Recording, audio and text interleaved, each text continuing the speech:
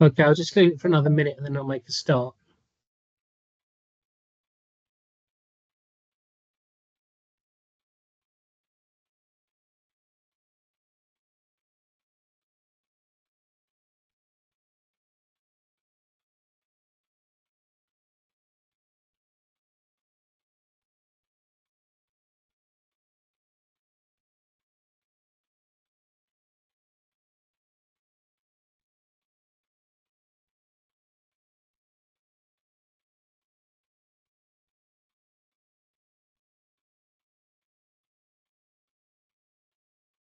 Okay, should we make a start then?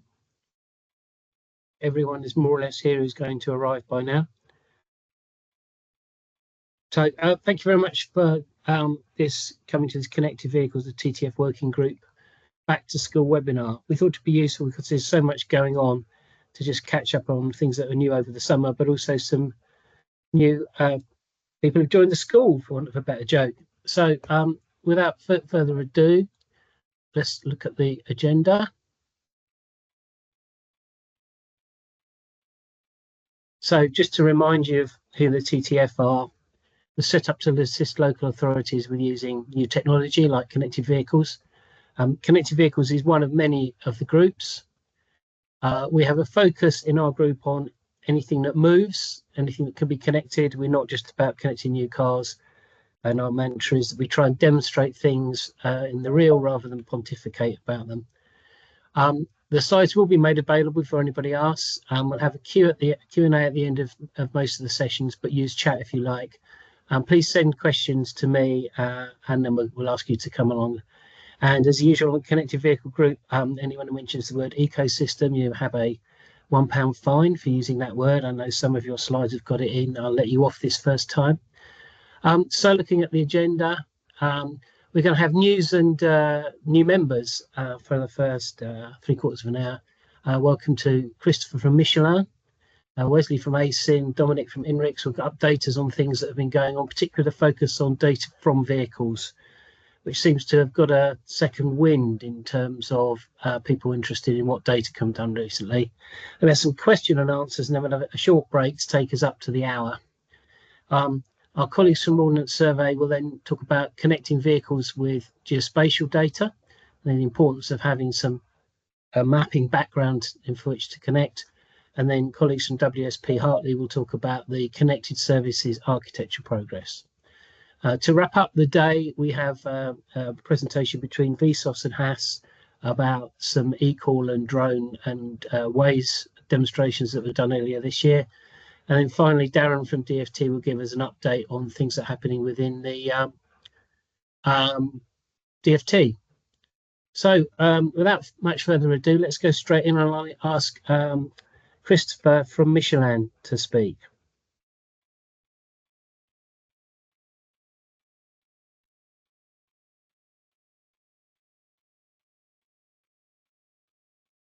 And let me know when everyone can see my screen. That's fine, yep. All right, so here I'm going to be spending a couple of minutes and giving kind of a high-level overview of the data that Michelin's actually capturing. I think the first thing to kind of talk about is at Michelin, we don't just look at connected vehicles. Really, for us, it's about identifying anyone that's in motion. That's whether they be in a car, whether they be on a motorcycle, whether they be on a bike or an e-scooter. So really, when you think about the data that Michelin's capturing, if we look at a monthly basis across the entirety of the UK, we're analyzing about 23 billion data points that are actually happening. And outside of those 23 billion data points, the things that we focus on the most really fall into three main categories: harsh acceleration, harsh braking, and what we classify as latitudinal acceleration, which would be harsh swerving. Really, it's about trying to identify the events that are happening. And on the screen, you can also see a daily heat map. And really what we like to say is that with our data, we work hand in hand with the safe system approach. The safe system approach basically dictates that you need to account for human mistakes. What we like to say is with our data, you no longer have to anticipate the mistakes that road users are making. You can actually see them firsthand. So what are the types of use cases that the customers that we work with really try to understand? They basically fall into 6 main categories. The first being roadway departures. So anywhere where a vehicle or someone in motion is actually going to depart the roadway, there's a high likelihood of some sort of crash that will involve a stationary object. So it's about identifying where those are actually happening. The other thing that people want to understand is driving events that are happening in places where they shouldn't be happening. So it's about identifying different patterns in harsh braking or different patterns in harsh acceleration. Another thing that we're often asked to do is to do a safety diagnosis. So at any sort of point of interest, understanding what are the risks associated with this POI. What is the number of events that are happening? What is the severity of the events that are happening? What is the likelihood of these events involving, a vulnerable road user or somebody walking on the side of the road? Wrong way detection is another thing that a lot of the government entities ask us for help with. It's not really about identifying an active wrong way driver. It's about identifying different locations that are confusing for drivers, identifying people that have started to take the wrong way and have slammed on their brakes and done some sort of corrective measure to get back on the right flow of traffic.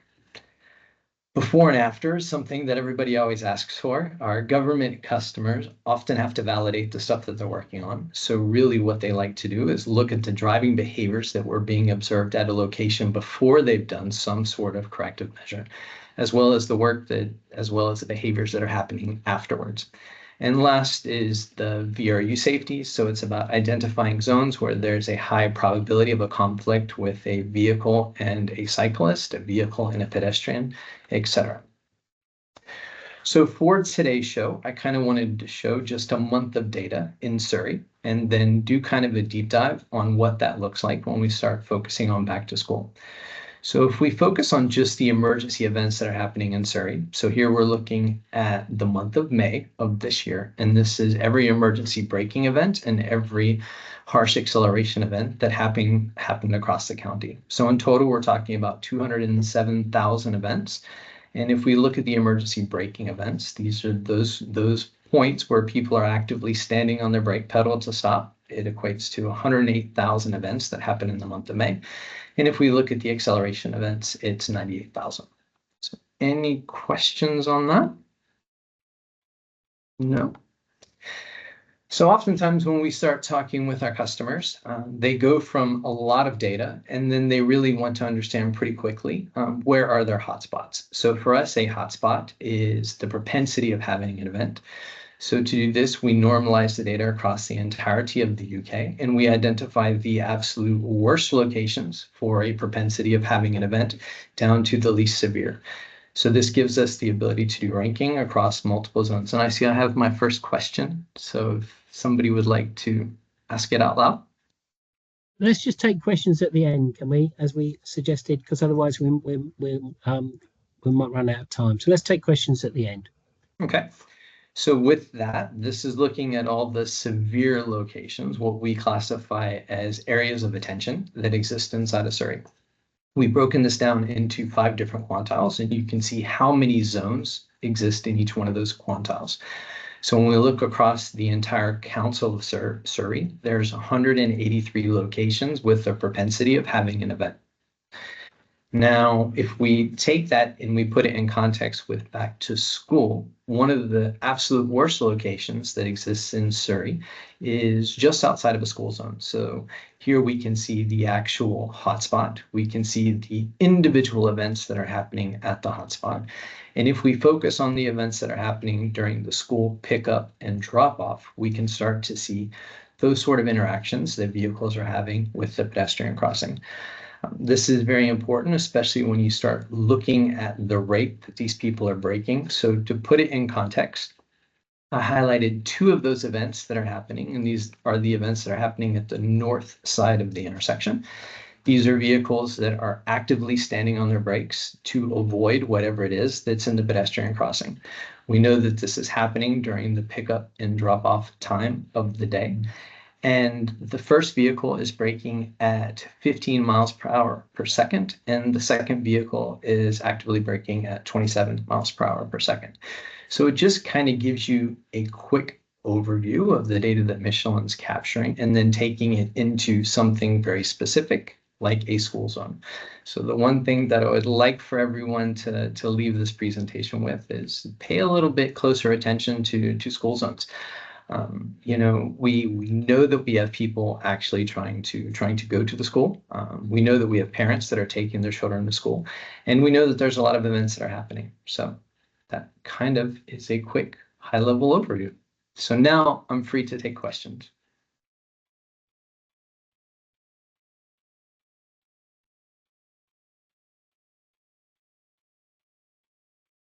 Okay, so questions that came through from the chat. Let's just have a look at these. Just very quickly, is the data real-time or historic? Is there any real-time? And where does it come from? Yep, so it basically comes from cell phones. So most of the people that Michelin works with are different providers that have SDK embedded in cell phones. So for the nerds like myself on the call, we're getting data at 1 hertz. So for 1 hertz, that means we're getting a GPS point per second. So anybody that has something like weather.com or is using any of those last mile delivery service providers is already providing data to Michelin. Okay, thank you. Next one was, I think, similar question. Interesting to see the volume source of the data. I think you've covered that one. There was a gentleman who couldn't see the screen share. Can you see that now? Are you okay? If not, maybe log in and log out again. Rob has put his hand up with a question. Can you put the question in the Q&A section, please, Bob?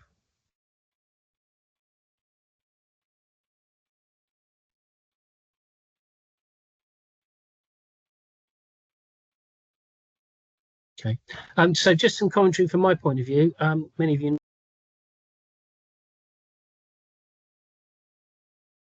And as our mission states, when we're talking about the worlds of connected vehicles, what we do and our mission is to harness insights from connected vehicle data to enhance road safety and ultimately save lives. So Roadtrace is part of ASIN, a global leader in automotive manufacturing and a tier 1 supplier. With $30 billion worth of revenue, we are known for our expertise in building automotive hardware and software for the global automotive sector. So whether BMW, Audi, Toyota, etc. So Roadtrace, the team that I work in, is down on the bottom right-hand side from the Connected Sharing and Solutions division of the organisation. So here we have a leader and a rich history in pioneering the analysis of geolocalized data. And as a point of pride, the team first introduced satellite navigation systems 30 odd years ago with Toyota and Lexus. And today we lead the industry in connected vehicle data analysis and shape the future for automotive technology. So here's a little list of some of ASIN's customers. This isn't the exhaustive list. And Roadtrace insights come from carefully selected data sources. And these include some of the global manufacturers, but also not just the manufacturers, but fleet operators, telematics partners. And the reason that we do this, and we spent 3 years developing this, is to make sure that we give a comprehensive and unbiased data analysis when producing insights for our clients. Now, we leverage data directly from the vehicles themselves, so from onboard computing systems, so there's no additional hardware. The data is already collected, and our expertise and our data science teams spend countless hours and times analysing and reviewing a lot of data for our customers, not only in the UK, but also across the rest of the world. So it's key to point out, again, for those of you that heard us before in the last event, that what we deliver is actionable insights for governments, road operators, highway authorities that empower them to make informed decisions about their road network. So I was asked to present, Andy kindly asked me to present, well, what's new? What's new since last time we spoke to you guys? And we announced. So I'm excited to announce today a little bit of an exclusive, that our technical white paper on the killed and seriously injured, so KSI prediction modelling that we have developed using harsh braking data, has been approved by ITS Global. This groundbreaking work has been developed in the UK over the past 3 years with countless local and county authorities, and it will be showcased at ITS World in Dubai in the coming weeks. And these collaborations with local and county authorities is driving the work and significant progress in the preventative world of road safety. And it's also empowering the highways maintenance and prioritisation for a lot of operational organisations that we're working with. So linking back to our mission, so with our proven method, we're transforming our mission into a tangible life-saving insights.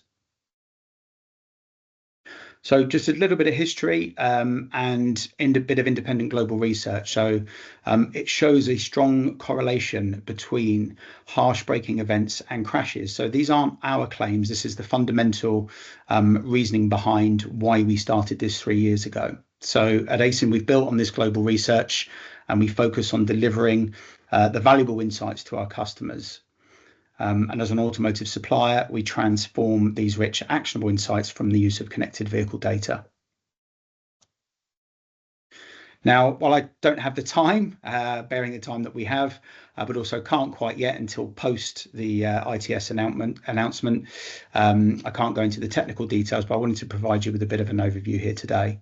So as I mentioned, some of the analysis and the paper will show that some projects in the UK, in Cambridge, Kent and the South East, which the paper goes through, explains that while using 3 months of harsh braking data to predict collisions through our process, we could start to predict where future collision hotspots were going to be on the road network.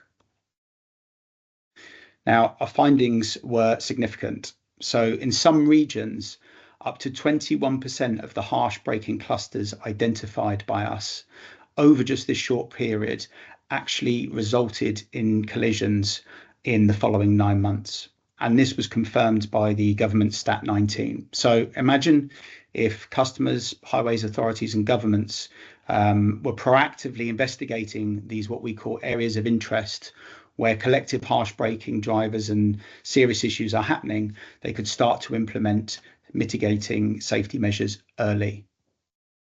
Now, for those of you that don't know, historically, predicting where crashes might occur relied heavily on reviewing 5 years of Stat 19 data to only give a 6% conversion rate. So sadly, someone who has already been killed or seriously injured means that if we could proactively look and investigate first, things like this might not happen in the future. So by leveraging the connected vehicle insights and the process that we go through, these areas for investigation where the probability of a KSI is at its highest, and based on collective driving behaviour, these areas the local and county authorities and highways operators could investigate right now. So just wanted to give a couple of slides on some of the paper. So here's an image. This is a raw data set in one of the regions showing the process. Here you can see the raw harsh braking events, which are then map matched, which is one of the processes that we go through to give the exact and pinpoint locations of where these clusters are forming. And this was the period of January to March of 2022. And then here is the Stat 19 data correlation for the real recorded collisions that happened over the following 9 months. And the paper goes on to explain that the prediction areas match the actual KSI locations, confirming the percentages for each of these regions. So that's a high level overview from the news. Building on Dubai next week, again with our partnership with Road Safety Great Britain, will be on the leading agenda where Joff will be, who's our global product lead, will be presenting the paper to talk about this in November. So for those of you who can attend, please do and find out more. And then finally, last month with the Scottish Government, they took to stage with us at the Elcrig Innovation Festival to explain how they're leading the way in the use of connected vehicle data analysis with us to make an impact across the country on a start of a road safety strategy. So please go ahead and watch the video on the Elcrig website to give you more of an overview. And that's the end of my presentation. So thanks again, Andy, and I'll hand back. Right, thank you very much indeed. There are still a few people still joining us. Sorry, we lost the entire feed. there's a couple of speakers I've got to find. So what I'm going to do is I'm going to hand over to Dominic, who I know is there, and he can talk while I try and find the lost speakers and the lost attendees. So over to Dominic.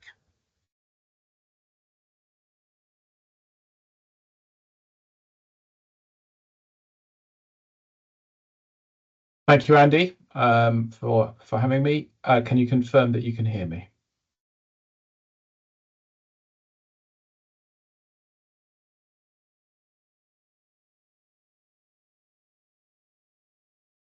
Andy, can you hear me? Thank you. Hello everyone, my name's Dominic from Inrix.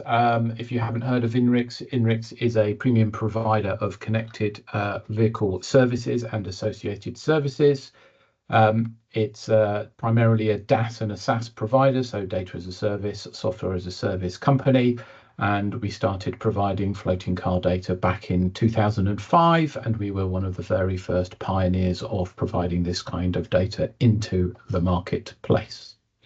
Andy asked me to present the latest and greatest in terms of connected vehicle data. This isn't like my colleagues' presentations previously. It's strictly about data from connected vehicles, rather data from connected vehicles and associated services. There are particular words that Andy doesn't like one to use. However, Inrix, as many other organizations, has been looking towards generative AI to assist with actually gleaning as much insight as humanly possible from data. And it provides a very interesting and compelling way of being able to analyze data. Obviously, Inrix has some 20 years of transportation data, from connected vehicle data to other associated static data about weather events, so forth and so on, as it provides services not only into the public sector, but also into the OEM space, so vehicle manufacturer space, and also into the enterprise space, which is all other organizations that aren't car manufacturers or public sector, so such as people who want to know where to locate their next fast food restaurant. We provide services that help them there. So, you know, what's interesting about generative AI, Inrix has called it Compass in terms of helping navigate. It's not only just about understanding that something's going on, but actually what is going on, because obviously there's trillions of data points coming from all different kind of sources, and it helps to make a quick, informed decision around actually what is happening, equally why it is happening. So there is abnormal congestion. What's the root cause for that abnormal congestion? Is it just sheerly a build-up of traffic? Is it related to an accident? Is it something to do with some ITS equipment that's gone wrong? And then how, in terms of recommendations, in terms of being able to go forward and solve those problems, and then what if, in terms of if we did something, what is the likely outcome of that going to be? So as I kind of mentioned before, we currently have a whole host of things within our data lake spanning many years that provides an exceedingly interesting library of events for us to go into and look at and to query through generative AI. Here is a particular example within a platform that we call Mission Control that allows you to actually view your network. US example here in Austin in Texas, and understand the events that are actually happening on screen. That's only one part of it at the moment. So currently we have, by example here, an incident in the top right hand corner. We have the traditional type of things in terms of, well, how long has that incident gone on for, which is traditionally answered by traditional SCD data providers in the marketplace, including ourselves. And what's the severity of this incident relative to the historic? That provides a level of insight, and we're looking at taking forward that level of insight into the next level. So as you, again, hopefully you can see in the very far top right hand corner, we've got Compass, which is our new set of AI tools, actually then generating insights from Compass. So the prompt here is, okay, well, we've got this current event going on. is this any worse than it normally is? And obviously you can see a response back there. And then equally, I think what's important is we ask for this response to be rated such that we can actually inform through human interaction whether this response was a good response or not, and making those responses better as we go through time. So as I kind of mentioned, how does it work? Well, we look at our large extensive data lake, large language learning models, analyzing the data we've got, setting in the context of analysis, then looking at proprietary algorithms which INRIX has put together in terms of contextualizing that information, also in the timeframes, and then that reinforcement of human feedback into the AI models that we are putting together. I'm minded of time. Thank you. Andy, back to you.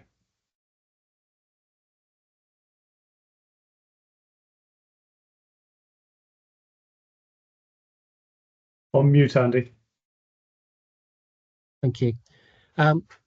We have, despite having lost the entire feed, seem to have got more people back than we started with, so that's good. I've still got a couple of speakers that I know are trying to get hold of. So what I suggest for the moment is we have the Q&A that we said we'd do at the end. So if you can pass your questions into the question section on the feed, and then I'll try and pass them back to the various speakers and make sure we get a good feed. So the one that we lost, I think, was about the idea of had any of this data been ground truth. So let's put a question to each of the three speakers about how do you know what your data is correct. Perhaps we'll start with Christopher on that.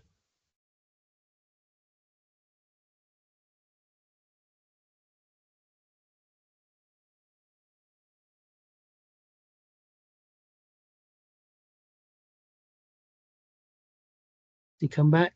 No, he's not back. Dominic, do you want to talk about that if you can for a moment? Yeah, certainly, Andy. So in terms of ground truth, we only take observations from our connected vehicle sources that are from true vehicles, and we go through a rigorous process of making sure that that data is good actually before bringing it into our servers, so matching it such that the points are related to a road. We don't look at single points, we look at multiple points to equally make sure that speeds are plausible. And not only do we look at data points from a connected vehicle, but we look at data points from several connected vehicles in the same space and time, such that we have a high degree of confidence that actually the data is representing ground truth by omitting any data that is erroneous.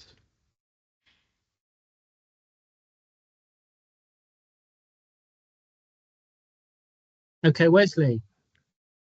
Yeah, so similarly, going back is around taking a statistical representation from various different data sets.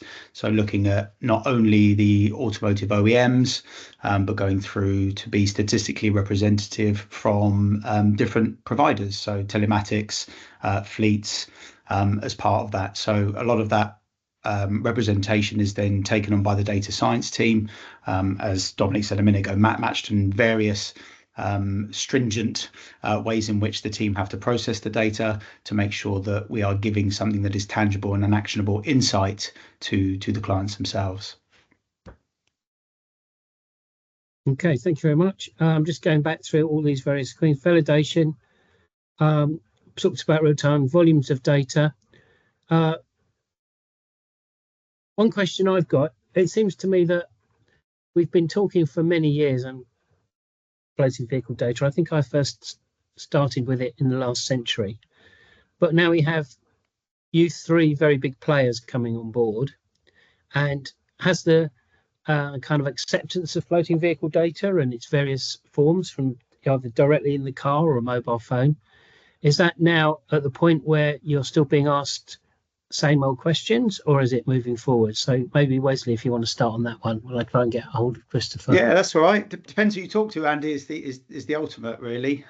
Depending on the level of understanding of the market. I think a lot of the work that I have to do is a lot of education and going through where the market currently sits. There are very different providers and different ways in which data can be procured. So I think, yeah, it's depending on who you talk to and the knowledge, but a lot is around education and having to explain a lot of the insights that we deliver in the process that we go through. So yeah, it's a bit my take on it. Any more questions and answers, please put them in the Q&A while we go to Dominic's view on the world.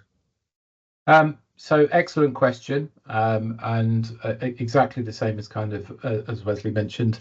The only bit I would add on top of that, I think there is more of an acceptance now for connected car data in terms of just providing speeds on roads. As you mentioned, Andy, it's been a long time into the marketplace. I think the marketplace is now reasonably educated on that. But as we start to take products and services further forward, obviously there are questions associated with regards to the validity of the insight in respect of how it is brought about and how it is achieved. And I would love to see an acceleration in the marketplace with regards to acceptance for these kind of insights that were first generated some 20 years ago from speeds on roads. Yes, admittedly, they have got better, but I would equally say they have plateaued. Thank you. Okay, so we've now got data plateaued, but is the tools that we're using to make the most of that data? You've spoken about AI, big data. We've got our friends from Michelin, if they were able to get back talking about that visualization. I know Wesley's got some heavyweight tools. As the tools that we can use to analyze and visualize that data, now perhaps as important as the data is itself. Very much so, Andy. I mean, a picture tells 1,000 words. This data is heavyweight data, and you have to have a certain level of expertise in terms of being able to process it and deal with it and deliver insight from it, and hence why INRIX has moved more from originally being a DaaS provider to equally being a SaaS provider, such that its users can get quick insights from the data through visualization of data. Right. Oh, we're starting to get some more questions come through. So yeah. Ruth from Oxfordshire says, in the EU, keep being asked for floating car data, keep having to say floating vehicle data. Well done, Ruth. Those of you know my mantra that data doesn't just come from cars, it comes from trucks, cycles, horses, combine harvesters, whatever. So thank you for reminding me of that, Ruth. Question from Gary from the DfT. What's your opinion of data sharing initiatives like Data for Road Safety? Do you want to start on that one, Dominic, and then Wesley, while I try and find Christopher? I think the initiative in terms of data for road safety is a very positive initiative in terms of the provisioning of what's known as safety related to traffic incidents. Obviously, there is a community of organisations with regards to the provisioning of that data. INRIX as an organisation is classified as a service provider within that. We provide services to both OEMs and to public sector. As kind of I've mentioned, there just needs to be certain commercial considerations given when people are being asked to provide information, quote unquote, free of charge, and making sure that they understand the landscape appropriately. Yeah, I could sort of mirror that, and yeah, at the same time as well, the implications for the industry on providing something, free of charge, albeit that the directive is to come through to provide road safety information. But the key really that sits behind it all is that even if it was all available, is, well, how do you process it, and then how do you share it, and how can you get something that is tangible and meaningful that people can actually do something with it? And I think it's quite, albeit I'm not the expert. I've got a team in our central team that deal with this, but from my vision for the UK, it's, well, how can we work in partnership as part of this to be able to deliver what is important, which is insights to ultimately save lives as part of that process. Right. Okay. Is there a question about the actual roads that are in data for road safety? Because from my limited perspective, quite a lot of it is good for national highways roads, national road authorities roads, but perhaps not so much for local authorities. I don't know the answer to that. Oh, sorry, Dominic. I know it's quite right. I would say that the mandate for data for road safety is agnostic of road. It's actually where there is a problem on the I'm going to say highway network, and that's not only in the UK but across Europe as well. Good. Okay. I've got a few more questions, but I think what I'll do is I'll ask Katie from the Ordnance Survey to speak now before we have a break, and that gives us a chance to try and find some of the lost speakers. So unless there's any more questions in the Q&A, I'm just checking. No, that's fine. So Katie, would you mind talking about your connecting vehicles and geospatial approach? Okay. Yeah.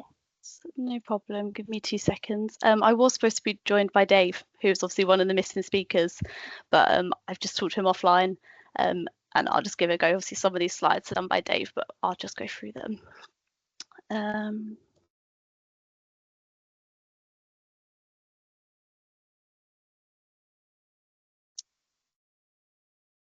Oh, sorry, bear with me 1 minute.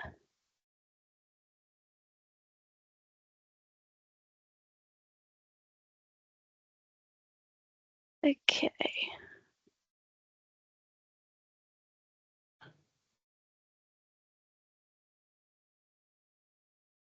See those fine, thank you. Is that sharing? Yep, that's fine, thank you. Cool, thank you. So yeah, welcome everyone. I'm here from the Ordnance Survey, talking about connecting with our geospatial data today. Yeah, we're supposed to be joined by Dave Russell, who is our principal technical relationship consultant in transport, but unfortunately he's one of the people who've been kicked out of the call. So hopefully he can join us a bit later. And myself, I'm Katie Packard. I'm a product manager within sort of our product management team at Ordnance Survey. And again, my focus is on transport and network data.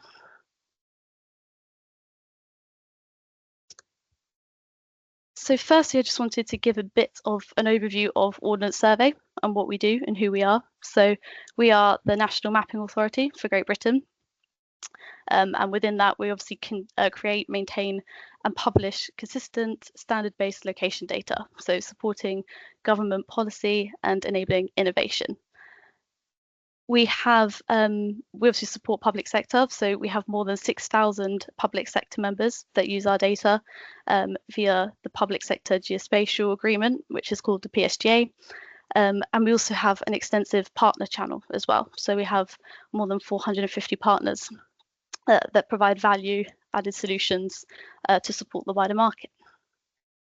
I would also talk a little bit about our National Geographic Database, or the OSNGD, which is maintained by us at OS on behalf of government, and it contains over 500 million features and is updated up to 20,000 times a day.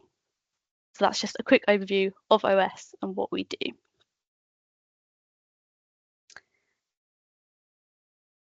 So this is a slide around our OS transport vision. So at OS, obviously we know that the transport sector is seen as being a very crucial area of development. And geospatial data obviously plays a very key role in providing smart and connected solutions. So that there, as you can see, our vision is to enable a smarter, more sustainable, connected transport system for everyone through the precision and power of geospatial intelligence. We work closely with a number of partners and key customers, parts of Department for Transport, as well as DCAV, National Highways, Network Rail. And we've even seconded staff into some of these things, including OZEF and most recently Transport for West Midlands as well. So basically, we're very far-reaching. We do secondments, we support for their geospatial requirements. So whether it's connected autonomous vehicles, sort of needing to know their absolute relative location, drivers wanting to know where they can park their vehicle or find an available EV charge point, and also sort of deliveries as well, a delivery driver needing to get that parcel to that end address, or wanting to know what public transport is available as well. So that's sort of outlined there in our transport ecosystem, the different areas that we touch in transport. So historically, OS obviously have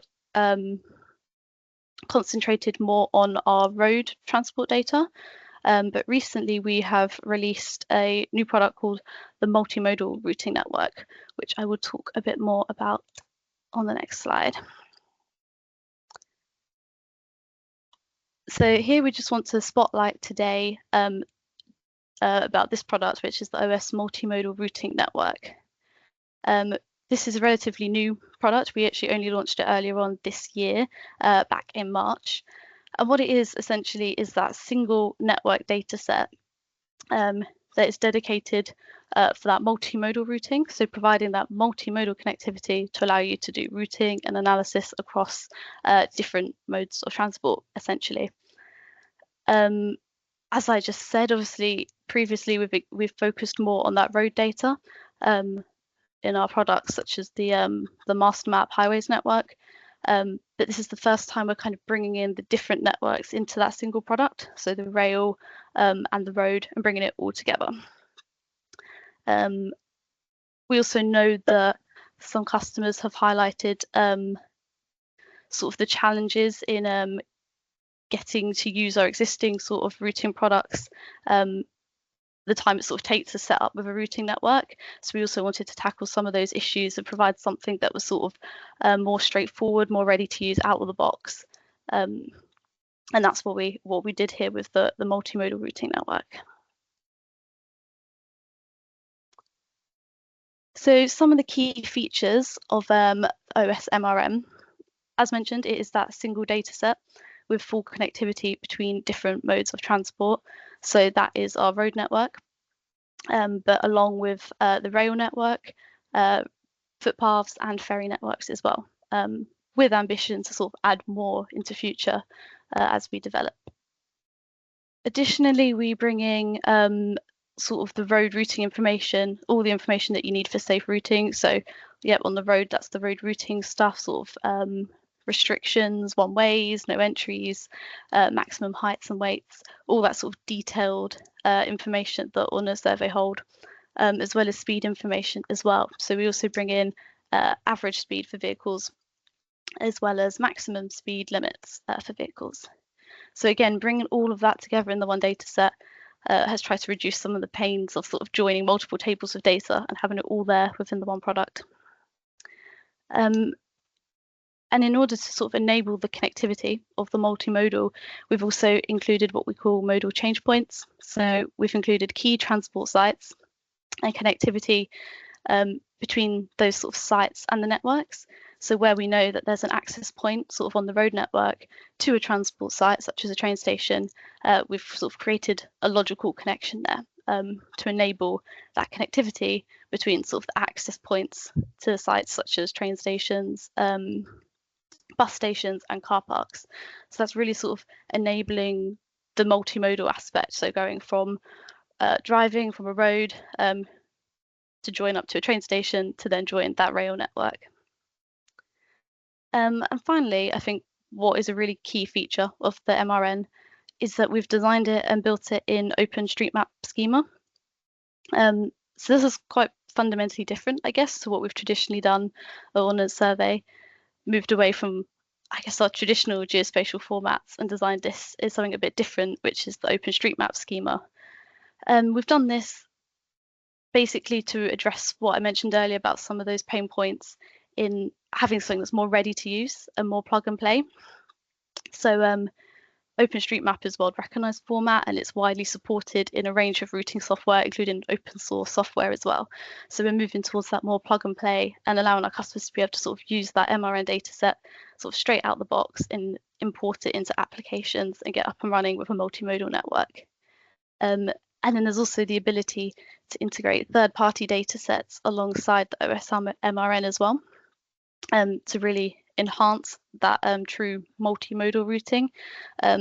So in terms of third party, I mean sort of open source sort of rail and bus route and timetable data sets and using them alongside the OS MRN.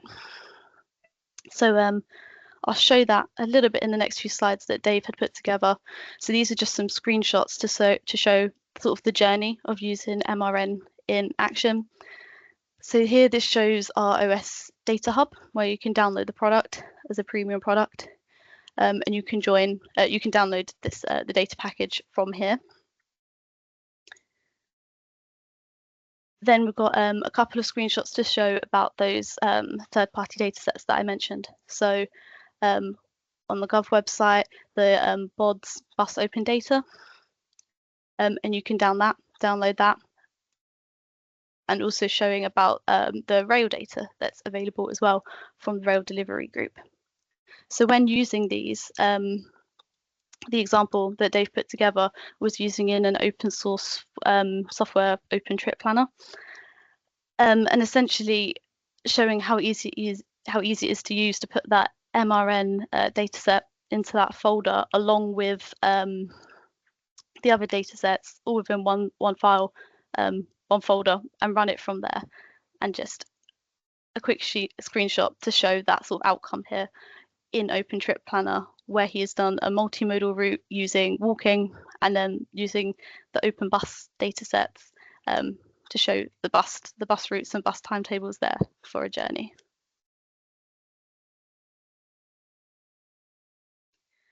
So that's all from me. Apologies that Dave couldn't join it in the end to go through in as much detail. But if you want to know more about the OS multimodal routing network, it's available to download from our data hub, from the OS data hub. We also have sample data if you just want a small free sample on our website, and an extensive documentation platform as well if you want to read more about the product. And there are also some how-to guides as well about using that data set. More generally, if you want to know more about Ordnance Survey and our role in transport, and you want to ask questions or want to collaborate, we've also put the details there of Bradley Taylor. He is our strategic transport lead, so he's definitely our go-to person for collaboration or any conversations you want to have about sort of that second slide I showed about our sort of transport vision and our sort of strategic goals in transport. So that's all from me. I will pass back over to Andy. Brilliant. Thank you very much, Katie, for stepping in there at earlier notice. Just to remind everyone, the Bus Open Data Service is a connected vehicle service, because connected vehicles can be buses. There's a couple of questions for you, which I'll just quickly do, and then I suggest that we stop for a few minutes and then go and get a cup of tea or whatever, and then come back. What I do strongly suggest is you don't turn your Teams off if it's working. If it ain't broke, don't fix it is a good engineering maxim. So Gary Crockford says, can data be shared in multiple formats or just the way you described? So it's in OpenStreetMap schema. The download comes in either a GeoPackage file or a PBF file. So that is sort of an OpenStreetMap format. So they're the two formats that you can download it in. Thank you. Dave says he's here, but he's not able to present. So terribly sorry about that, Dave. You managed to get us back somehow. Ruth from Oxfordshire, multimodal routing network. Does this include bikes and cargo bikes? And does it give you the lane widths of cargo lanes? It does not yet contain detailed cycle information. Because cycle lanes is something that we're actually capturing at the moment at Ordnance Survey for enhancements coming next year. And then our aspiration is to sort of build that into that multimodal network product as well in the future. So not yet, but watch this space. Rome wasn't built in a day. I think the rest of them were questions that came back about the data feed. So what I'm going to suggest is that we all disappear and come back at 3:05, having got a brew or something, and then that gives me a chance to try and connect people who somehow haven't got in the right place and find a few lost souls. So just like any school, first back to school, somebody's got lost already. So disappear off for a brew and we'll come back at 3:05. Thank you very much.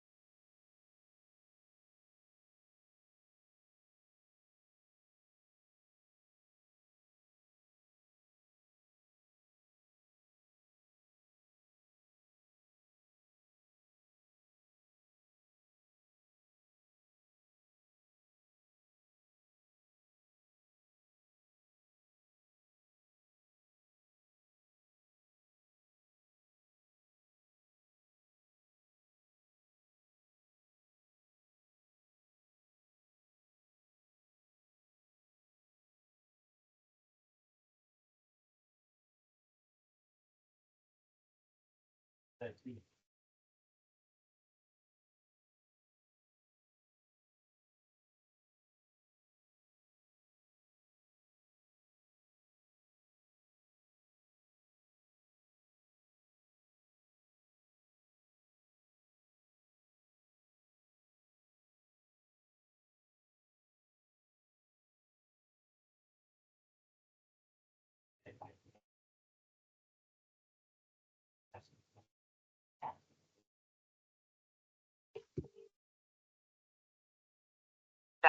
Chris Quite speaking. Oh, hi, it's Andy.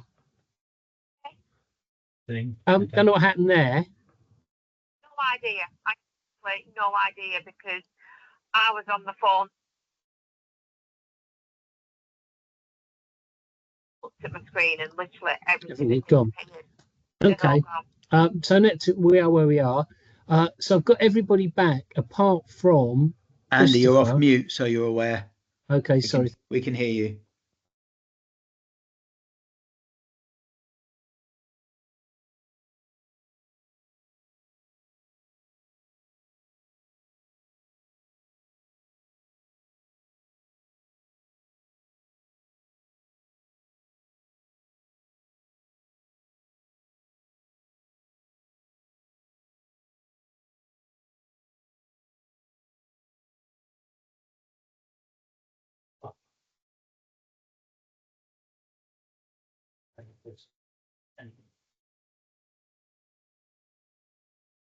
The test of the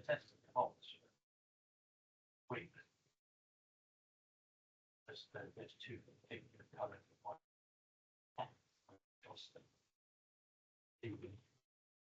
DfT stuff again.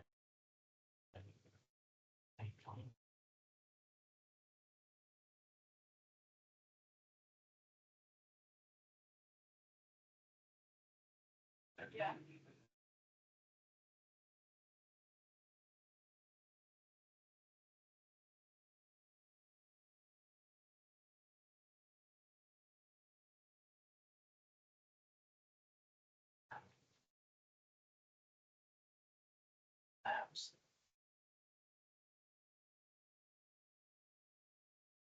It's hot.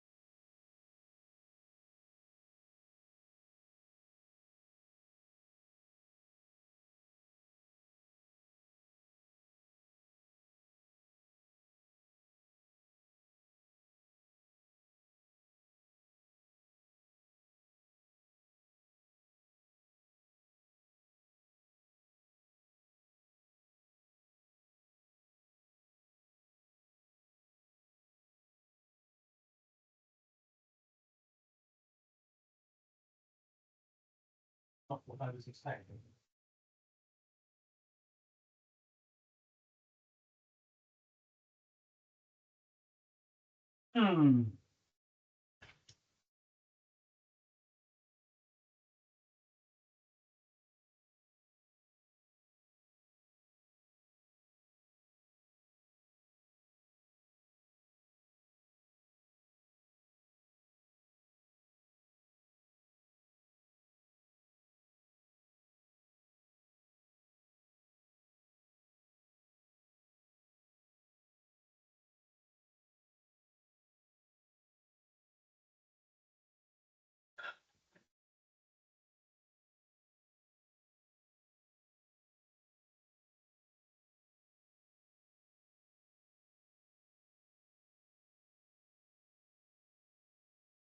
Right, it's 5 past.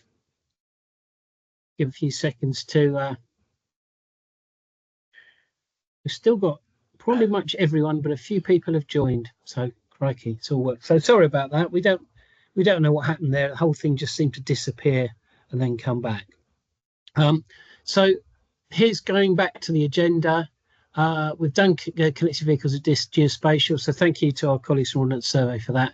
Very interested in bus open data service data being used for something that it wasn't originally intended for. So good stuff there. The next section is going to talk about the connected services architecture, which is Hartley, in a few minutes. And then we'll talk about some drones and Waze and HAS. And then Darren will give us an update on where we are. So Hartley, are you ready to go? I am. Can you hear me? Fire away, please. Yes.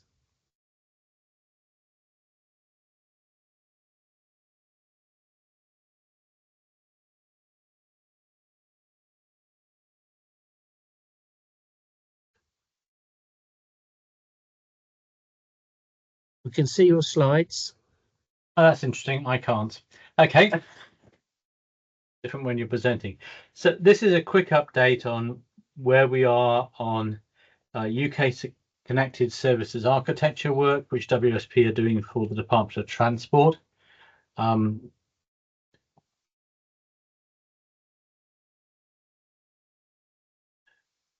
So the high level question of this connected services architecture is basically what do the DfT need to do to help the ecosystem, which I know you hate that word, flourish and be a market to operate and flourish in the UK. And they need to understand what it is that people want to actually work on what interventions will actually help move the thing forward, because there was a feeling that it perhaps has stagnated and there may be things that are needed to act as a basis for it to move forward. So we're part of a multi-stage project. You can read the slide. We've done stage 1.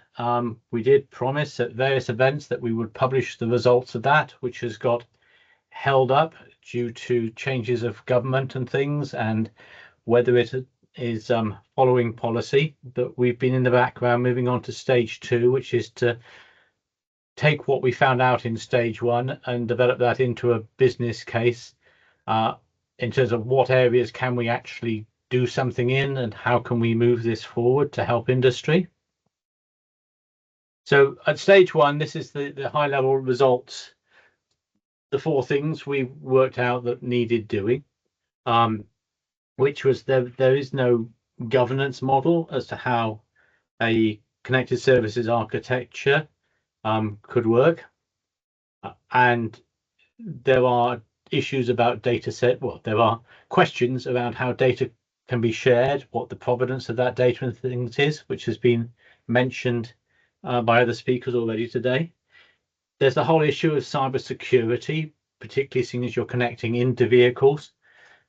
It's being tackled within the vehicle area, but there's questions about the sharing of data between people. So there are areas outside just the vehicle area and the data and how it's shared and trust around data that we believe needs looking at.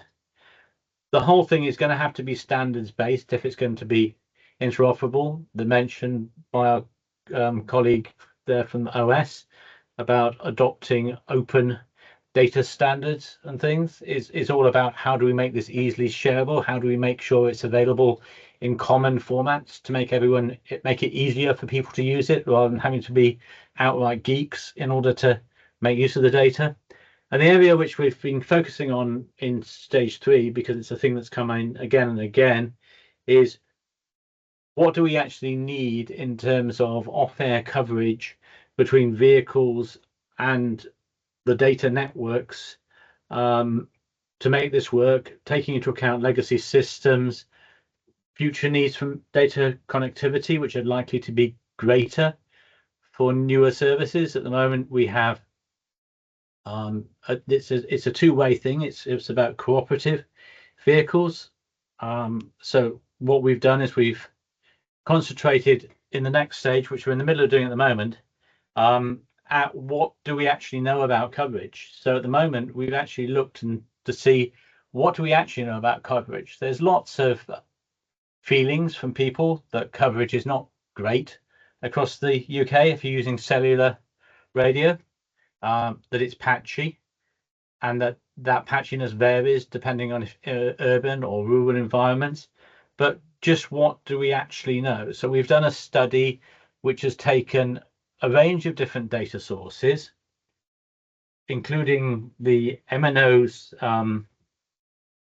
predicted coverage data, which has come to us via Ofcom as anonymized data, so we don't know which actual data provider it is, and only at the moment is looking at outdoor coverage, and we think we need to look at indoor coverage to be the equivalent of what mobile phones in cars are looking at. We've looked at a provider of crowdsourced data, and we've also looked at some accurate coverage work that Ofcom have done using a fleet of vehicles going about their normal business that can kind of be considered to be the gold standard of what actual coverage is there.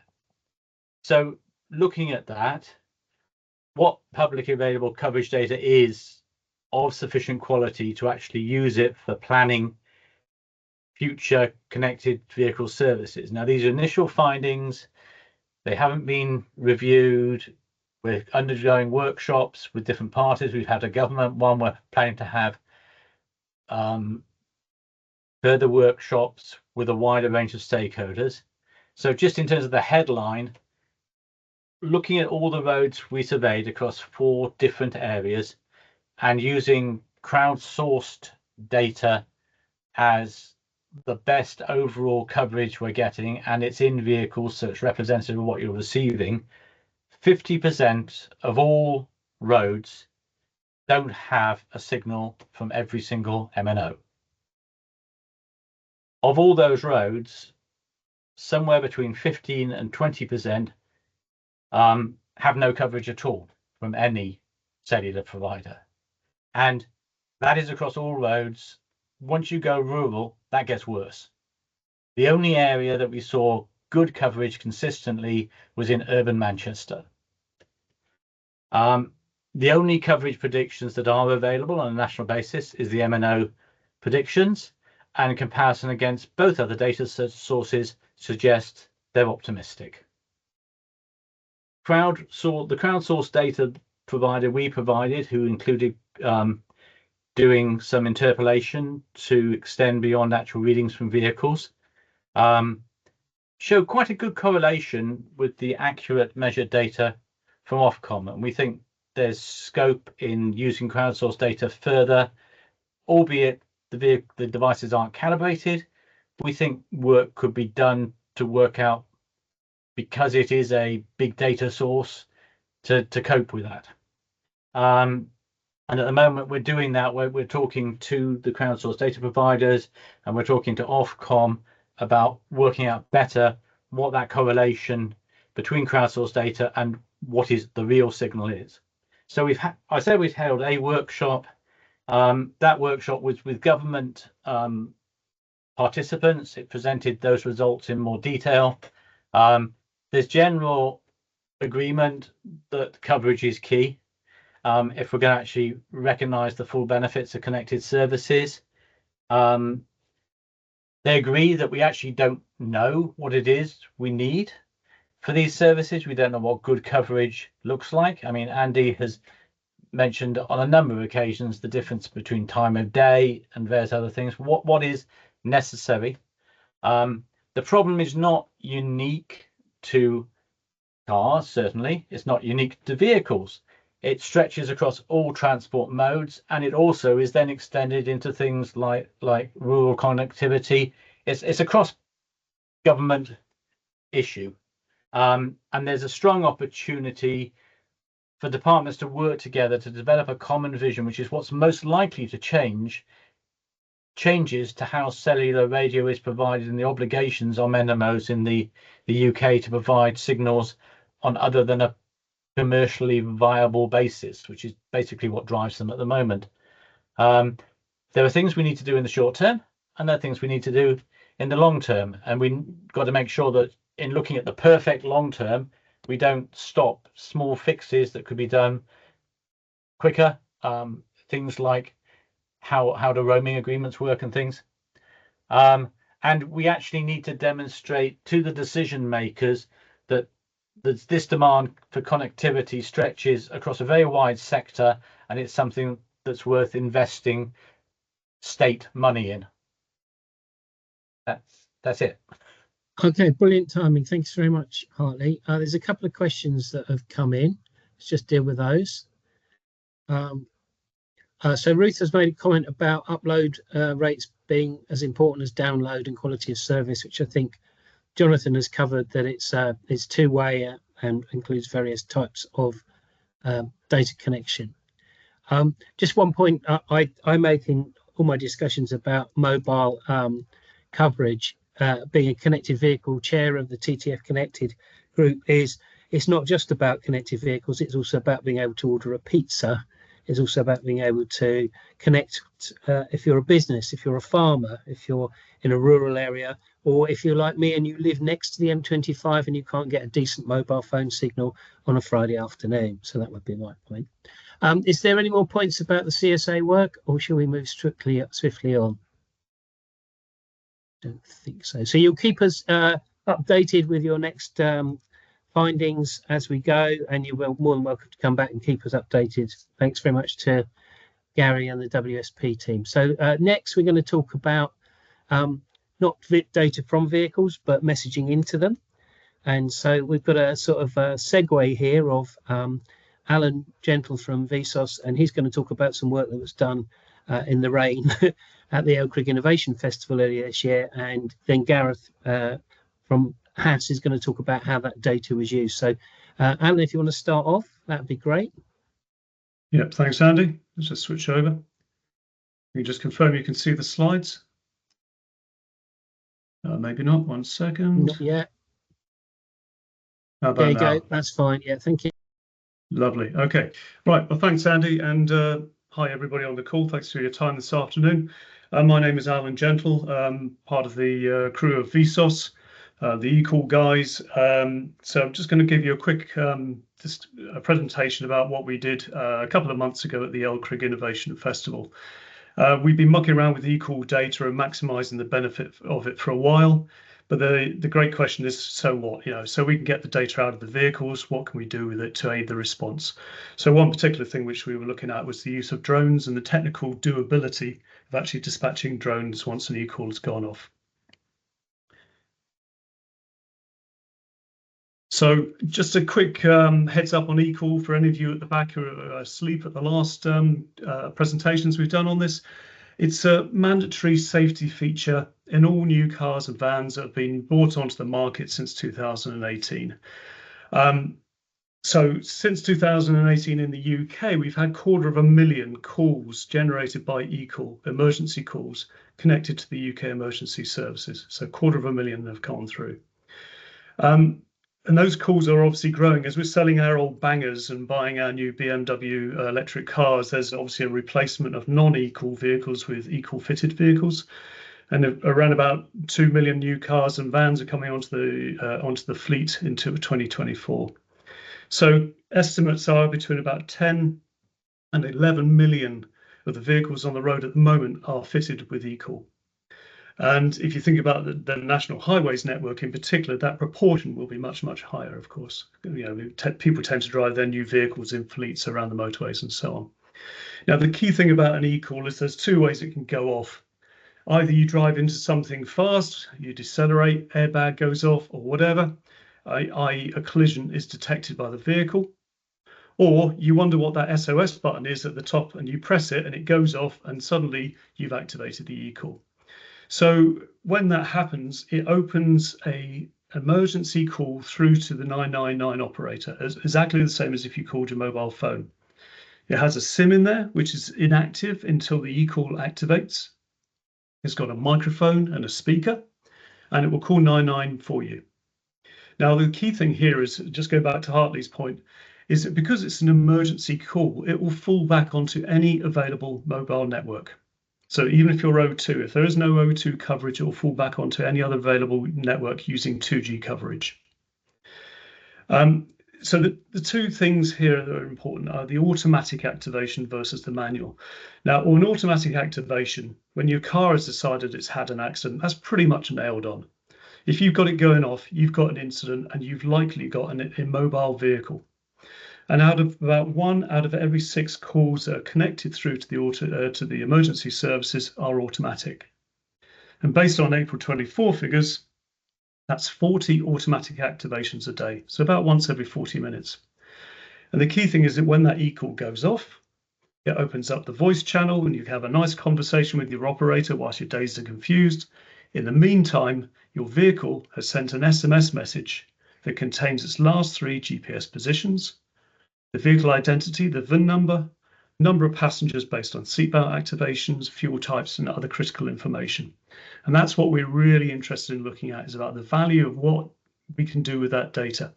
So what we as Vsauce do is we take that raw data, we detect false alarm patterns, we eliminate false alarms, we enhance it for operational value, and then we pass it on to people who can actually do something really useful with it. So just a quick visual there. This is a vehicle that was driven, I think Mr. Graham had an expression of driven enthusiastically. Somebody bought their new BMW, decided to see how fast it went and realised it went fast enough to go flying into a nearby bush. Nobody was hurt in the capturing this photograph, but you can see the airbag has gone off. That was a new BMW. The eCall was set off. It would have called the automatic emergency services automatically. So either the car detects it or you've got one of these buttons which you might wonder what the hell it is and you can press it. Sometimes it's behind a guard, sometimes not. Most false alarms from eCall are caused by people pressing the button because they don't know what it's for or pressing it for non-emergency users. Okay, so on to the actual demonstration itself. So we had a simulation. Obviously, we can't do a full crash 999 dispatch a drone. So there are certain simulation aspects to this. We didn't actually crash the vehicle. We simulated an automatic activation and we blew up a bin bag and stuck it in the vehicle so it looked like an airbag. And we simulated a vehicle being driven into an autonomous vehicle. That eCall goes off. We then had our data packet being sent to our simulation of 999, goes into our systems for verification, false alarm identification and enhancement. And then the fun thing is we then pass that data on to the likes of HAS Alert, Coventry City Traffic Control, 999 services, but also the sexy stuff, we pass it on to drones. Now, the technology is all doable. You know, we could have a drone being automatically dispatched as soon as that piece of data came in, but there are rules and regulations in place at the moment, organizational and institutional barriers that mean that's not possible at this stage. So when in the actual demonstration, we couldn't actually automatically deploy it. We had one of our operators from Skyfarer, who was our drone operator, they actually manually dispatched it. But the actual automatic part of it is trivial technically. Okay, so just some photographs from the actual demo. So there we have our autonomous vehicle masquerading as an old milk truck by the looks of it. And then we have our nice vehicle with its eCall simulating an accident with it, setting off the airbag. That generates the eCall, goes over the 2G or 3G network and would call 999. The data packet is intercepted and sent to us. We then forward it on to the responders to do something useful with. Now, one of those responders is HAS, and Gareth will be talking just after this presentation about all the wonderful stuff that HAS are doing around this, so I will leave that to him. We also had our Skyfarer, where we actually had a drone being launched at that point, but manually, as I say. The drone then launches and is taking real-time video. Anybody with access to this app, so think operators in control rooms, think people who are making dispatch decisions about which units to send, even if there are units in the area, they could also receive this live video. So as soon as that drone takes off, the people who are interested get live videos of this. And as the drone approaches, it can do things like circling the area at a distance to give a much better operational awareness, what people are standing around, what vehicles there, is there any other vehicles nearby that maybe have also had an incident. But the drone can also zoom in close to the point where it could actually identify if there is anybody still remaining in the vehicle. So you can imagine the possibilities of drones here. And the really important thing about eCall data, and the difference from the existing method of using the voice, is that voice is slow, voice is minutes. eCall data happens within seconds. So within 10 seconds, we can have that eCall data going off, getting processed by our systems and going to a drone. And within 10 seconds, that drone could be lifting off and getting the eyes on the ground to send to the operators so they can work out the right response. Now, at that point, I'm going to finish just on this final slide. We always finish with this one, just to remind ourselves, not that we need reminding, that it's all about this, just about trying to save the lives. You know, as we all know, when you have fatalities or serious injuries, minutes are really important. So every minute you can shave off the response time is another chance to reduce a kill to serious injury and so on. And at that point, I'm going to say thank you very much and hand over for any questions. Okay, we don't have any questions yet, but I'm sure they'll pile in after Gareth has done his thing, and then we'll wrap up with the questions that have been asked that are catching up. So if we can start with Gareth. No, Rob, and just to confirm that you can see this and you can hear me. Yeah, we can do both, Gareth. Thank you. Fantastic. Okay, guys, well, great to be here. So I just thought I'd very quickly recap for anyone that doesn't know who Hasler are. So essentially, consider us as an avenue for any potential road hazard on the network to turn this into what we call digital alerts, so we can start to inform drivers directly into the vehicle. So it could be an ambulance behind you that you haven't heard or seen yet, getting a notification into your vehicle that says, hey, look out the way, there's an emergency service getting through.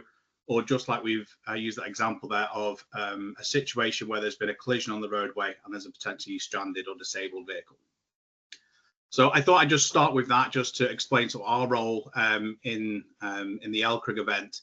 So working with the Vestos team, this is what I put together, which sort of puts how in theory this becomes very easy into practice. So you'd have a vehicle which would be connected to Vestos or anyone within that environment. That then information, as soon as that's been detected that there's a broken down vehicle, a stranded vehicle, a crash, they've pressed that emergency call button, that could instantaneously also go into Safety Cloud.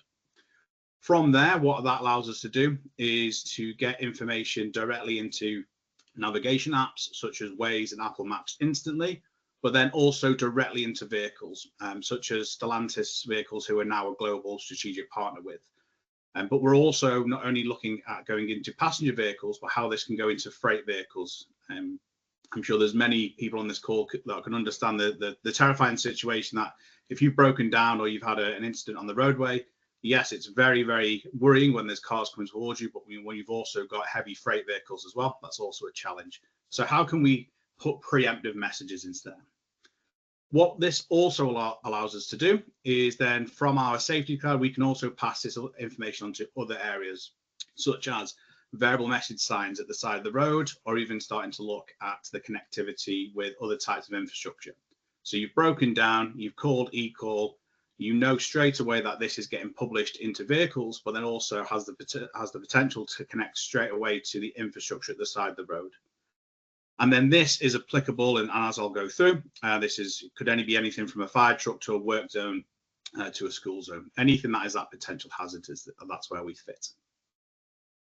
So in terms of some updates from our side, I'm sorry, this is just an example of us doing just that in CES this year. So this was live on the road in Las Vegas, and we actually connected a VW vehicle with a Stellantis vehicle, showing this exact situation live on the streets of Las Vegas.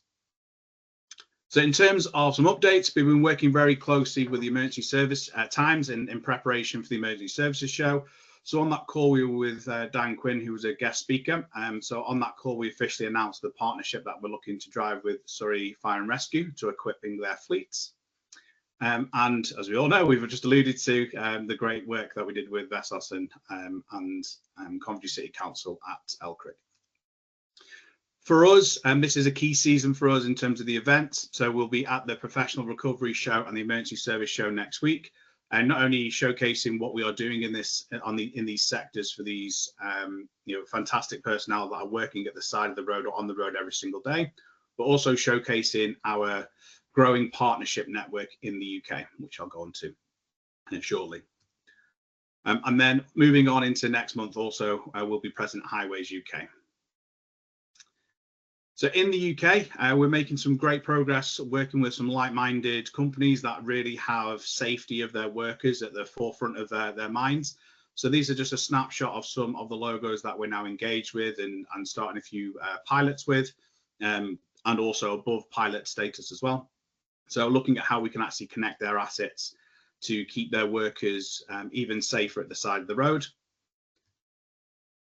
And then a big part of my role as well, as I just alluded to, is actually finding partners. So one of the key areas where we come in from Hazlitt perspective, it's not about hardware, it's about how we can actually connect to fleets that are already connected.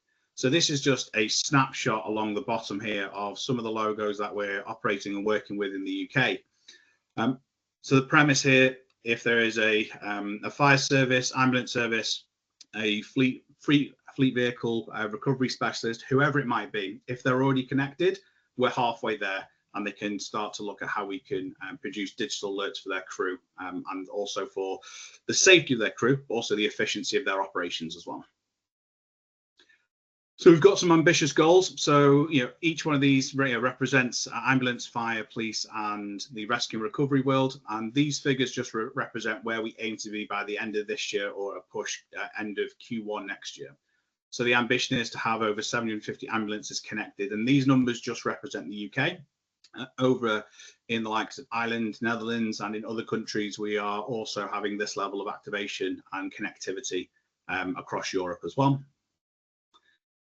And as it's back to school, what we are also doing as well is looking at how we can help and improve the efficiency and safety of school buses and school zones as well.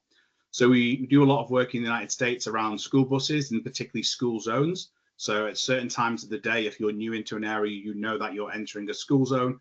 So again, for that level of information to reach into your vehicle. And it's something that we're looking at not only in the UK, but we've already started some work over in mainland Europe around this as well. We continue to look at our efforts, working very closely with the OEMs, as you can imagine, but also with other emergency services and anything that's got an amber light on it, and with especially in the UK, is how we're also helping connect this to the autonomous world as well. So a big challenge is how are these vehicles connecting to the emergency services? How can we give that early level of notification to semi-autonomous and fully autonomous vehicles? Something that we talked about at the Elcrick event. A really good example there, we had a situation where it was an autonomous vehicle hitting let's call it a normal car. But in that scenario, how then, as the emergency services are coming there, how are those other road users, how are they being connected to the emergency services so they can get there quicker? And also how those connect into the autonomous vehicles. If there was one autonomous shuttle there, I'm assuming it was in the city centre, there could be several others. How are they also not getting in the way of the emergency services while they're en route? And really looking at that challenge of the average vehicle on the roadway being 10 years old, but many, many areas now trialing completely autonomous vehicles. So how can we help connect to all of that? So as part of that, we are doing a lot of work again in the United States, looking to do a lot more of this in the UK and into Europe, of how we're looking at the emergency service preemption. So again, emergency service can buy those, by those digital alerts to keep their crews safe, but then how are we helping efficiency? How can we help them get through traffic quicker and add other layers to their connection to Safety Cloud? In the United States, just an update, some news. So you might have seen this already. So we are doing a lot of work around wrong way driving. So we've partnered with a few different agencies and providers out there that are actually detecting the wrong way driver. Our view here is, okay, we can detect, which is great. Then it's the so what. Once you detected, what do you need to do with it? Well, then you need to actually inform people. And that's exactly where HasAlert comes in. But that could be a stranded vehicle. It could be eCall, as we already talked about. So our connection there is directly how do we get into that vehicle and inform those other road users. So other news in the US. So you might have seen the new V2X rollout plan.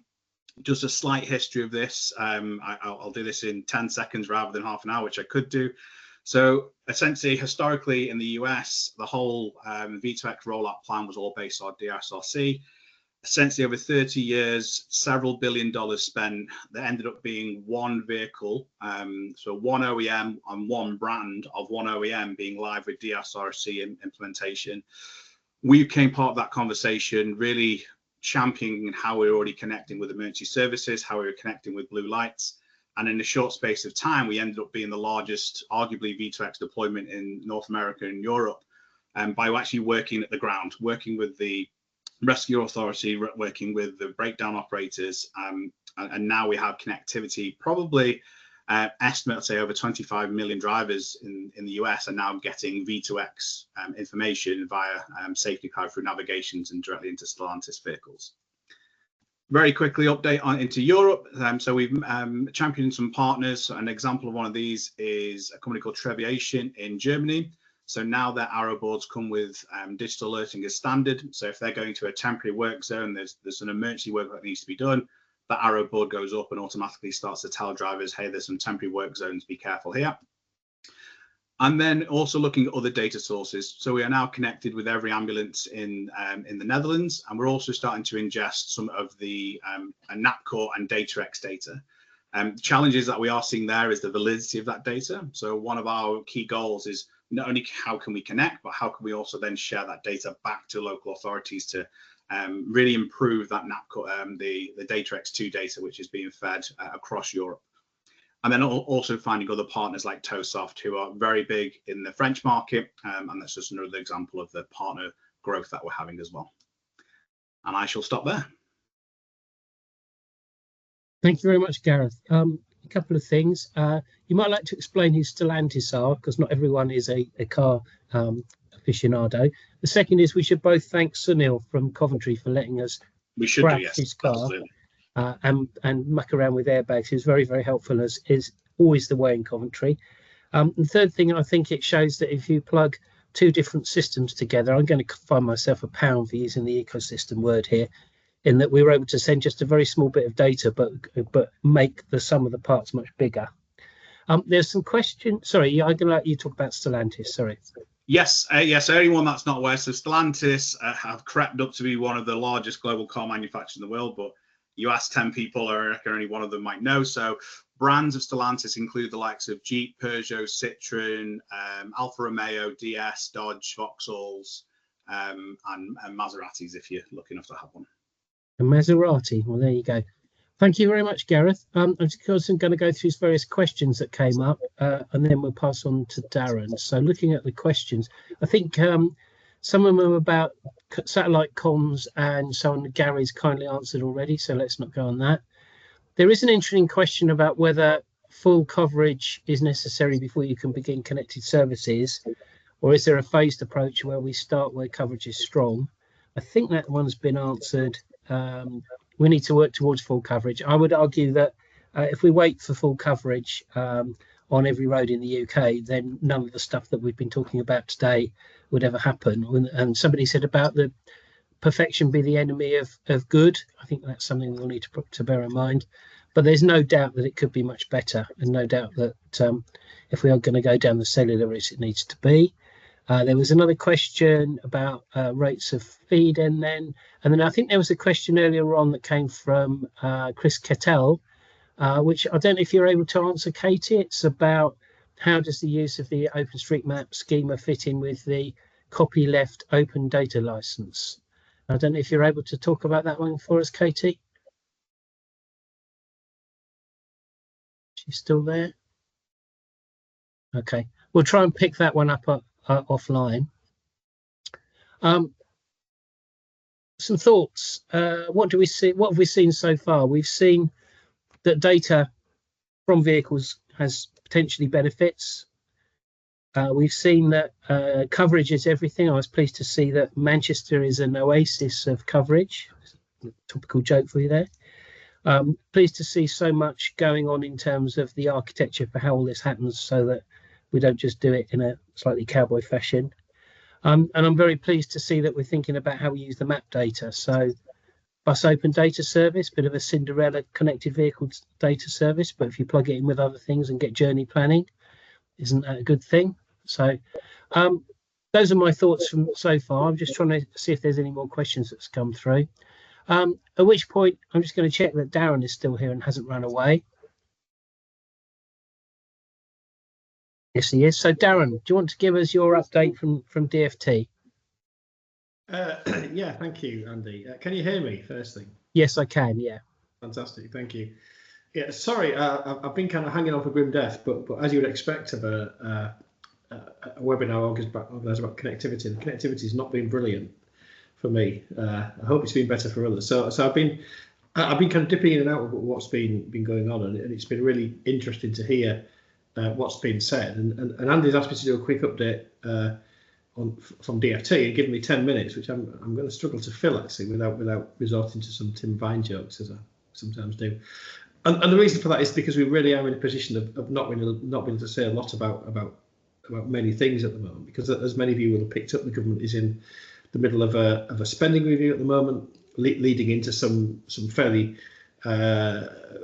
significant decisions about spending and funding, and the new government has already made it clear that there are some tough decisions to be made, and we have a budget coming later in the autumn. So we really are in a position of flux at the moment, and we're also, as well as issues with spending, we're also seeing issues with policy as well. So many of the things that the previous administration wanted us to do are maybe not the things the new administration wants to do. Our new ministers have come in with a very clear mandate and a very clear desire to do lots of great things around public transport, around supporting the bus network, around supporting rail, around active travel, and a number of other things, which I think means that the focus is going to change quite significantly over the coming government from the previous one. So many of the things we sort of took as granted, many of the things we sort of took as being true, maybe aren't true in the future. So I think we're in a position now where it's very hard to say what the future will be, other than to say the future will be different. And I don't think, as a civil servant, there's really much of an inside line I can give you on that. And I don't think I can really tell you anything more than you could kind of glean for yourself by reading the newspapers and watching the news and the like.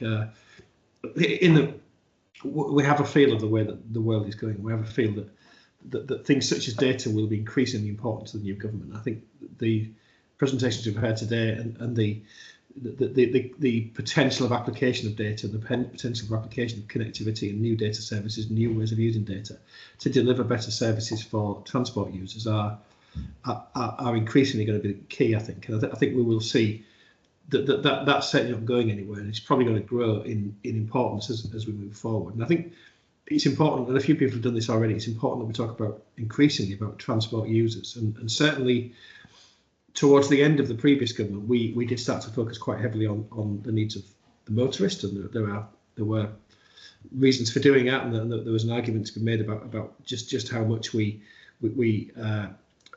focus on car driving as being an essential and ongoing part of the transport mix. But I think the new government, the focus will be very much on transport users in the widest sense, not just car drivers. So I think thinking about services, and today we've heard talk about bods, we've heard talk about the use of data more widely. We've heard about potential of learnings from data in the rail sector and so forth. I think these are increasingly important because the future will be very much about delivering better transport services.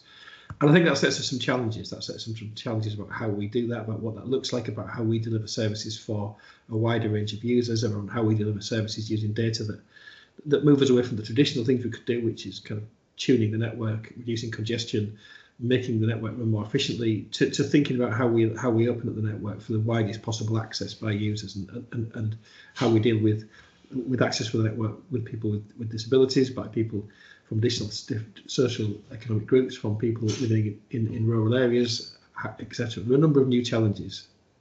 And I think what we've had today shows that there's a lot of thinking going on that I'm sure will help us meet those challenges. I would like to be able to say something more positive, or not more positive, but more certain about some of the funding that we've been talking about in the past, and some of the potential research money we've been talking about. But at the moment, I just can't. We just really don't know what's going on, and until the spending review starts to solidify, and we know where we are with spending and potential cuts in budgets and reallocation of funding to new priorities, I don't think there's really anything we can say. So I think the best thing I can really say on that is just watch this space. And in particular, the space I think you should all watch is the Transport Technology Forum, which has come up a number of times, and a number of people on the call have been involved in the TTF. Andy is very heavily involved in the TTF, chairing the Connected Vehicles Group, organising the event we've done at Millbrook at the UTAC testing ground in Bedfordshire, which has been very successful, at leading the TTF's involvement in the Elkwig Innovation Festival, and chairing the activities of the Connected Vehicle Group, and before that the Spatula Group. So I think many of us are very aware of that, and any of these that aren't aware of what the TTF does, well, shame on you, you really should. But if you're not, then please go and have a look at ttf.uk.net, our website, and you'll see what we're doing. The reason really for mentioning that is because one of the points of the TTF is to try and gather together the myriad of things that happen across government that impact this sector, and focus them into a single beam. So by being involved in the TTF, you will get, there's a good chance that you will get to hear about the things you need to hear about in terms of what government's doing and what's happening with policy and funding and various initiatives.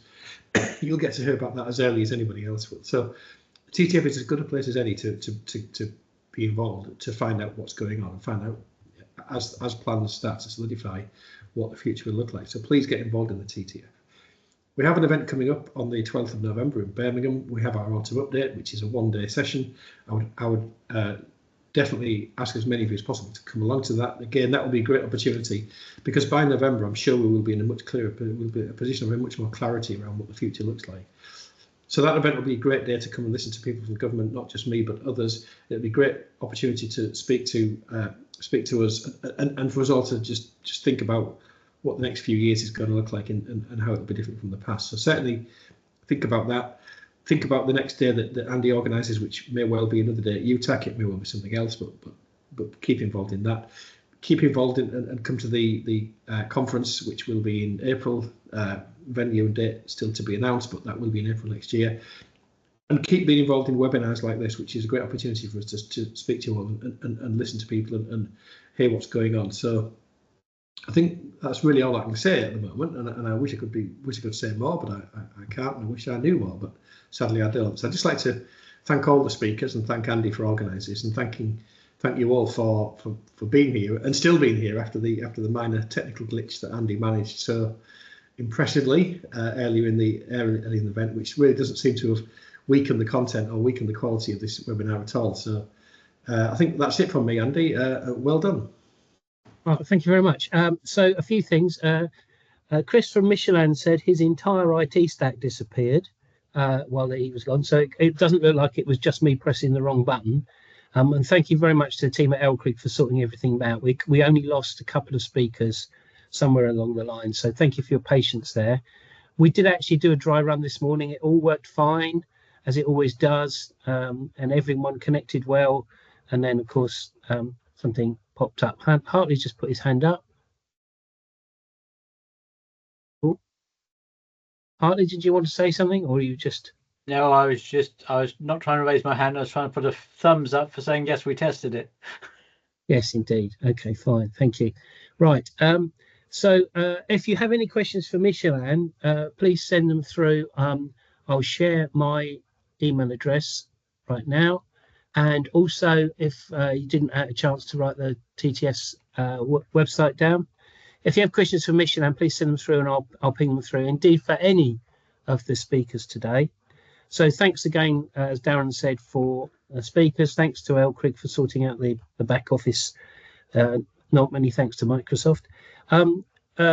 Pleased to see that Surrey was mentioned twice, my home county, one for data about vehicles at speed around local schools. It's very interesting, and also Surrey Fire and Data. And it's a long time since Surrey's been mentioned, so pleased to see that. We remind you about the 12th of November. We will try and get a connected vehicle group somewhere around that. It is in Birmingham.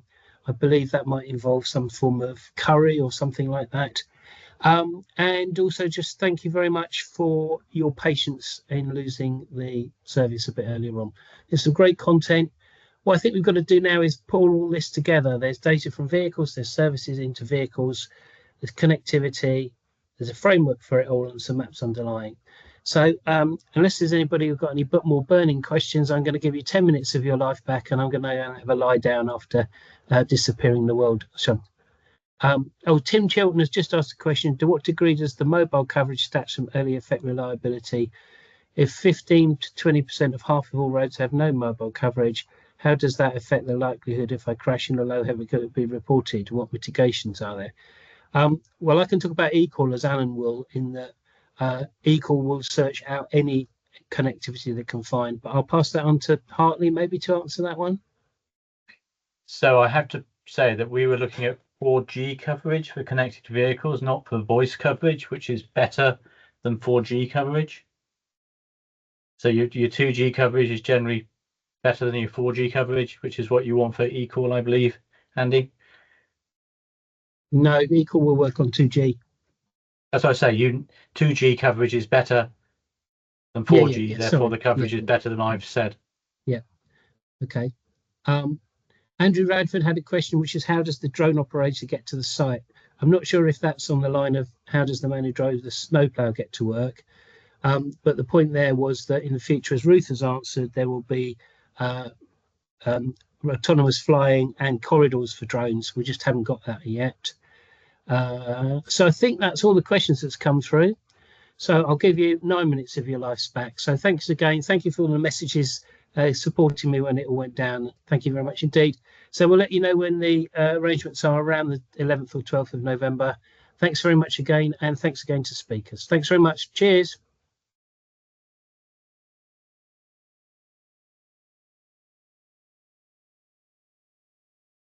Anybody there still? Yeah, Stewie, I was about to drop off. Do you want to